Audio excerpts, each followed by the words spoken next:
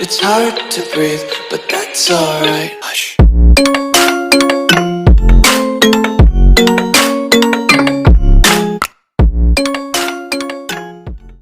All right, here we are.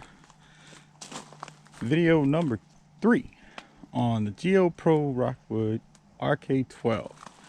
Today's video, we're going to try look at a few things where you have to be set up for things at your campsite and whatnot.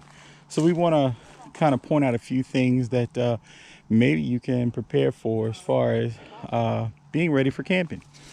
We're going to start right here with this wonderful, not really, green AstroTurf indoor outdoor carpet.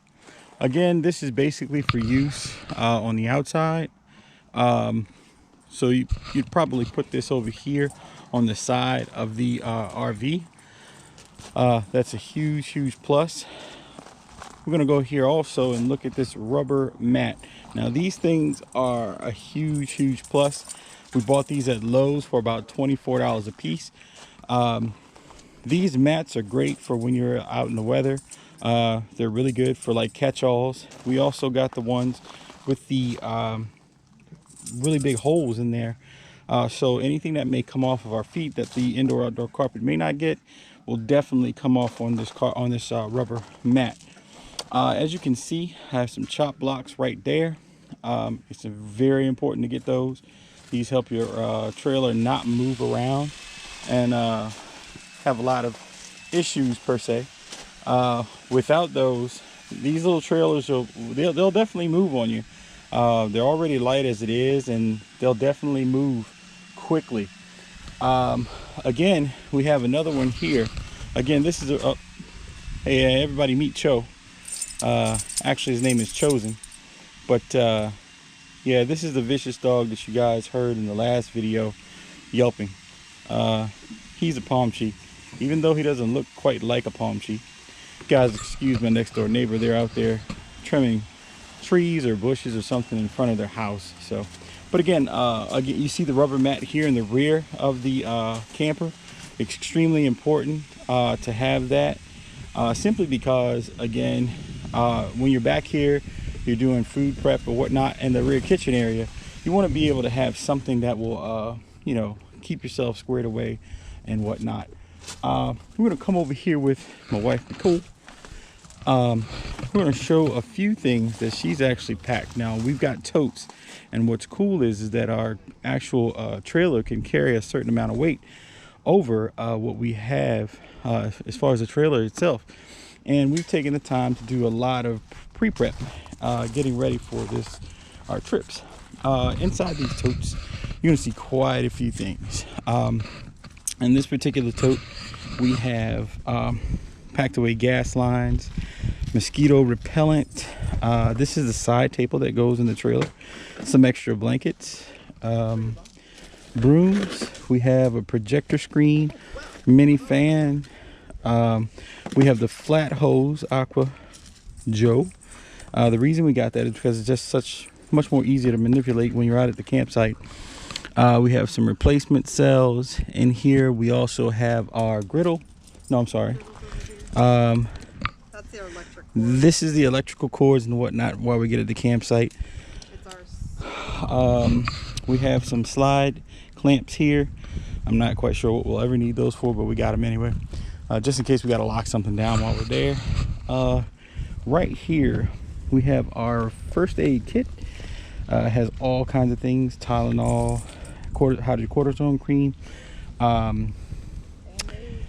yeah, Band-Aids, balm cream, aloe for bug bites or sun burn, allergy medication, you name it, it's all in there.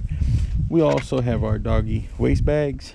We brought those from 5 and Below. They're pretty cheap, but they work really well. Spices and whatnot, condiment bags such as shampoos, deodorants, you name it, masks if we need them, toothbrushes. We have our outside shower with some wet wipes. You definitely need wet wipes. Another really important thing here, guys, is the freshwater fill gauge. This helps out a lot, along with the water regulator, pressure regulator here, valve. These things are extremely important to have while you're out there. Inside the in the last video you guys may have seen, we had some of these moisture eliminators in there, and basically what they're for is, like, most likely in colder weather, your camper has a tendency to get moist and kind of wet inside, so we try to withdraw as much water out there as possible. And this final tote, we have the griddle. We have an actual charcoal grill, an oven mitt, something to clean the grill with, a scraper. My wife had a great idea. She used the actual toilet rolls from inside the house, and she stuffed those with the lint from the washer and dryer for fire starters. We also have a propane burner in there, and the extra gas lines, and those are really awesome to have. And again, these are all prep boxes that we've made up here to make our trip so much easier. We also got the dog's bed here. We had to have somewhere for him to sleep, so he'll be sleeping in here with us, believe it or not. And this will give you guys a close-up view of the kitchen. We do have a microwave, we have a sink. This is an interchangeable faucet head right here. For our shower. We can disconnect this and actually put our shower head up here, and that'll help out quite often as far as being able to take a shower back here. Spices, we've used command strips galore in this particular camper. They're everywhere, but they're great. They're great for the opportunity to put things where you want. All Rockwoods come with this cool bottle opener, so if you want to drink a cold one or something, have a cold soda, it'd be great. We have plenty of command strips here to use, and all of our utensils, or quite a few of our utensils and whatnot, will go there. Up here, plates, various condiments, dish rags, you name it. So many things are up there. And like I said, even over here behind the sink, you'll see that we have like things like fresh scent wipes, Colgate, and dishwashing soap. And all of these things are great. We also purchased this little towel rack from Walmart to hang our towels in.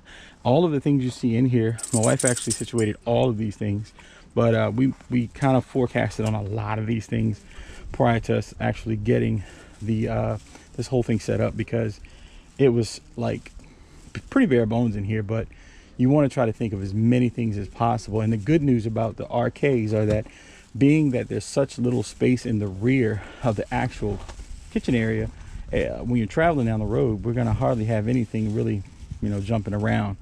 And again, we have this little fridge. It's not a 12 volt. It's actually hooked into electricity. So we have a inverter beside the actual refrigerator, but the only thing about that is that the inverter can only carry so many watts of power, so you don't want to overdo it. If not, you'll start popping fuses and causing all kinds of issues during your camping trip. Everything you see that looks like it's been attached with really heavy duty command strips, and they've actually held really well. We put them up pretty much during the winter months, and they actually withstood the cold and did really well. This particular trailer has a galley tank right here. The galley tank is pretty much how the same operations that a black tank would have on a larger RV. And again, you can see the stabilizing jacks down here. Again, your stabilizing jacks are not for leveling your trailer. They're just for the simply stabilizing. I would suggest that you might want to keep some WD-40, some sort of lubrication oil or whatnot to keep on those. They're really important. I wanted to come back over here really quick.